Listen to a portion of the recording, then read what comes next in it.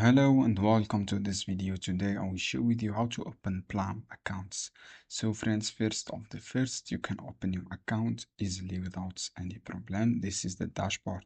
As you can see here, if you want to your open accounts, go to official website here, download this app in Google Play or App Store, write your email address from this one. After writing your email address, you can scan this QR code and you can download this app. After download your app, friends, fill your all details, such your email address and first name, last name, and birthday date. So friends, after write your all details, you will see your dashboard like this. As you can see here, you can send and receive money through this app.